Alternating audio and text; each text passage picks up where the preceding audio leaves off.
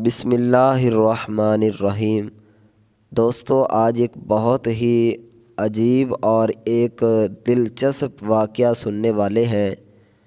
انشاءاللہ اس واقعہ سننے سے ہماری زندگی کے اندر بہت ہی تبدیلی آئے گی اور یہ واقعہ ہماری زندگی کو ایک دفعہ جھنجھوڑ کر رکھ دے گا۔ تو آئیے چلتے ہیں آج کے اس واقعے کی طرف، اس سٹوری کی طرف۔ اللہ وسعہ جلیبیاں بنانے کا فنکار تھا۔ فنکار بھی ایسا کہ کمال تیزی سے اپنے بڑے توے میں سرعت سے جلیبیاں بنانے کے لیے ڈالتا تو دوسرے ہاتھ سے شوکیس میں تیار جلیبیاں رکھ بھی لیتا تھا۔ اس کے شاپ پر خریداروں کا ایک ہجوم لگا ہی رہتا تھا۔ شوکیس سے اس پار کوئی 12 سال کا بچہ گہرے ہجوم میں بنا قمیض پہنے کھڑا تھا۔ بچہ بھوکی نگاہوں سے شوکیس میں رکھے گئے جلیبیوں کو دیکھتا ہے۔ اس کی آنکھوں میں موجود تاثرات بتا رہے تھے کہ وہ کئی وقتوں سے بھوک کے بے رحم پنجے کا شکار ہے۔ بچہ اپنی معصوم نظروں سے سب کو گردن گھما گھما کر دیکھتا ہے۔ گاہکوں کا ایک جم غفیر آتا ہے اور جاتا ہے۔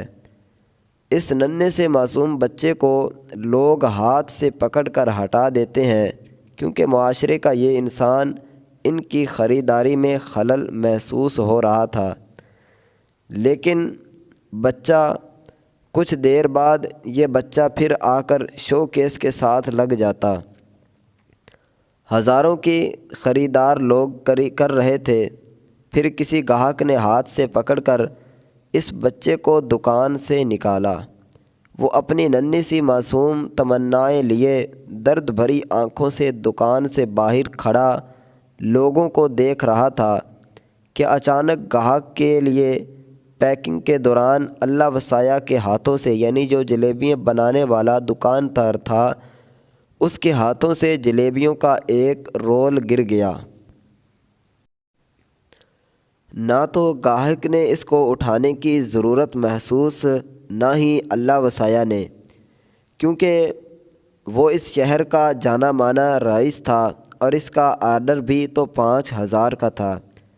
کسی ماں کی گود کے اس پھول نے دوڑ کر وہ گری ہوئی جلیبی اٹھائی، گرد سے صاف کی اور دکان سے باہر آیا۔ پھر تیزی سے دوڑ لگا کر وہاں پہنچا جہاں اس کی قمیض پڑی تھی اور پھر دوڑتا چلا گیا۔ کافی دور دوڑنے کے بعد اس کو خیال آیا کہ جلیبی یوں کھلی رکھی ہے، خراب ہی نہ ہو جائے۔ سامنے دیکھا تھا تو ایک اشتہار پڑا تھا، لکھا تھا، ملک سے غربت ختم کرنے میں ہمارا ساتھ دیں، آپ کے قیمتی ووٹ کا بالکل اصل حقدار۔ اس نے وہ اشتہار اٹھایا، جلیبی رکھی اور رول کر کے لپیٹ لی۔ مختلف راستوں سے، گلیوں محلوں سے گزرتے ہوئے وہ ایک دروازے کے سامنے رکا، سانس ٹھیک کی اور پھر دروازہ کھولا۔ سامنے ہی ایک بچہ تھا، شاید 2 سال کا بچہ تھا، ایک چھوٹے سے پتھر سے کھیل رہا تھا۔ اس نے دوڑ کر اس کو اٹھایا، تھوڑا پیار کیا، سہلایا، سر پر ہاتھ پھیرا، چہرے پر بوسہ دیا، گلے لگایا، پھونک مار کر زمین صاف کر کے بٹھایا اور اس کے سامنے اشتہار میں لپٹے جلیبی کو کھول کر رکھا۔ یہ اس کا دوستو چھوٹا بھائی تھا۔ اس نے اپنے ہاتھوں سے تھوڑی تھوڑی جلیبی توڑ کر اس کے منہ میں دی تو بچہ کھلکھاریاں مار کر خوش ہوا۔ یوں وہ آہستہ آہستہ توڑا توڑا کر کے اس کو کھلاتا گیا۔ جلیبی تھی ہی کتنی، بس ایک عدد۔ چھوٹے بھائی کا پیٹ بھرا کہ نہیں، پر اس نے ہاتھ بڑھا کر اپنے ننھے منھے ہاتھوں سے تھوڑی سی جلیبی اٹھائی اور بڑے بھائی کے منہ کی طرف بڑھا دی۔ بس یہ ہونا تھا کہ اس کا بھائی رونے لگا، زاروں قطار رونے لگا۔ درد تھا کہ دل کو آیا۔ چھوٹے بھائی نے ہاتھ بڑھا کر اس کے آنسو کو ٹچ کیا تو بھائی نے اس کو پکڑ کر سینے سے لگایا۔ ہمارے بچے دیکھیں دوستو، یہ واقعہ اور یہ سٹوری سنانے کا مقصد کیا ہے کہ ہمارے بچے برگر کھائیں، دوسروں کے بچے خاک میں کھانا تک نہ کھا سکیں۔ ہماری مائیں بہنیں بیویاں ہزاروں کی شاپنگ کریں تو دوسروں کے بچے بھوکے رہیں۔ ہوٹل میں کھانا کھانے کے بعد 7 اپ نہ پئیں تو جناب ہمیں کھانا ہضم نہیں ہوتا، جبکہ پڑوس کی خبر نہیں۔